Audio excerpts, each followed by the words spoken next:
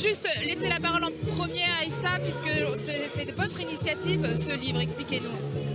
J'ai eu envie de réunir des témoignages de femmes noires, françaises, pour qu'on raconte ensemble, de façon totalement solidaire, ce qu'on vit dans le cinéma français.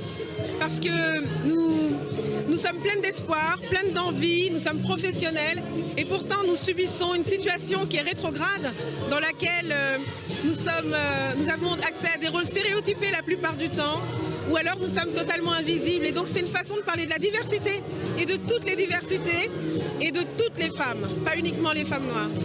C'est un racisme au quotidien qui vous empêche presque de faire votre métier dans le sens où on vous propose toujours les mêmes rôles? Alors, moi, j'ai eu la chance d'avoir des gens qui ont écrit des choses formidables pour moi, comme Valérie Lemercier ou Nadège Loiseau. Mais c'est vrai que la plupart du temps, on reçoit des choses, mais d'un autre temps, hein, j'ai envie de dire. Hein, parce qu'on est en 2018 et je me... Bon, alors, désolé. On balance. Alors, multirécidiviste, pardon, qui est en prison. Alors, elle vient d'un pays d'Afrique dans lequel il y a un décalage horaire. Alors, j'ai pas bien su lequel c'était. Et alors, c'est ça, en fait, parce que... En fait, moi, je n'ai pas des problèmes de noir, hein. J'ai des problèmes de femmes de mon âge, en fait. Hein. C'est ça qu'il faut comprendre, en fait. Oui, c'est bien de le rappeler. Bah oui.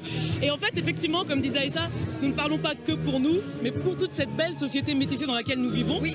Et dans laquelle, malheureusement, les jeunes, quand ils allument la télé ou ils vont au cinéma, ils ne se voient pas. Donc, comment peuvent-ils se construire sans se voir? Et puis aussi, c'est par rapport au cinéma lui-même. Pour garder une créativité ouverte, quelque chose qui se nourrit et pas un entre-soi. En tant que comédienne, la diversité, elle est en nous, puisqu'on peut être tous les rôles, et elle n'est pas sur nous. Voilà. Est-ce que vous avez le sentiment, je parlais il y a quelques instants du succès de Black Panther, que malgré tout les choses, même si elles évoluent lentement, elles évoluent un petit peu? Les choses évoluent, mais beaucoup trop lentement. Il y a eu déjà plusieurs générations sacrifiées, même dans la nôtre. Il y a des gens qui n'ont jamais pu travailler, qui n'ont jamais eu d'opportunité, en grande partie du fait de la couleur de leur peau. Donc c'est un scandale total. Et il y a nos enfants, la génération des jeunes qui arrivent et qui doivent pouvoir rêver. Ils ont droit au rêve, ils ont droit à la possibilité de créer, ils ont droit à la possibilité d'y croire et d'exceller sans être jugés de prime abord sur leur aspect physique. Vous étiez magnifique, vraiment, sincèrement, tout à l'heure, mais juste un petit mot. Je pense que ce soir, vous faites aussi le porte-parole des hommes et des comédiens noirs. C'est ça, effectivement, ce qu'on voulait dire aussi, c'est que nous parlons pour tous et pas que les noirs, malheureusement. C'est-à-dire qu'il y a les maghrébins et les asiatiques qu'on ne voit pas assez. Donc voilà, donc c'est vraiment pour une société, pour inclusion et pour le vivre ensemble. Parce que formidable, c'est-à-dire que regardez comme nous sommes différents et comme c'est riche, toute cette différence. Mais c'est vrai qu'on pense notamment à Lucien Jean-Baptiste qui est forcé de s'écrire ses propres films, ses propres rôles pour pouvoir avoir des choses de qualité à jouer.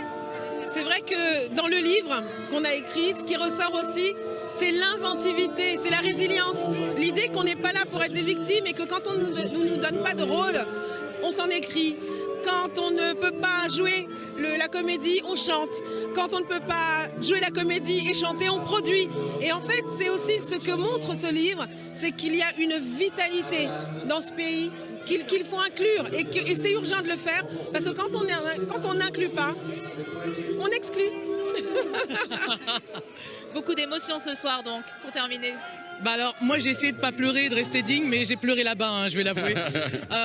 Kat Janine qui était en haut des marches, c'est-à-dire que moi c'est une des premières chanteuses africaines que j'ai écoutées, donc voilà, il y avait trop d'émotions et puis d'être avec ces femmes que j'aime tant, qui sont des amies, et toute cette sororité, parce qu'on parle de fraternité, mais la sororité c'est beau, c'est fort, et voilà, c'était très très émouvant. Oui, et puis après on se rappelle des grands, de Godard, de la nouvelle vague, etc. On a l'impression de faire partie de ce patrimoine-là avec ce qu'on a fait aujourd'hui aussi, c'est-à-dire en fait d'être un peu révolutionnaire malheureusement, mais pour le cinéma, pour offrir ça au cinéma. Merci à toutes les trois. Merci beaucoup. Merci. Et bonne projection. Merci.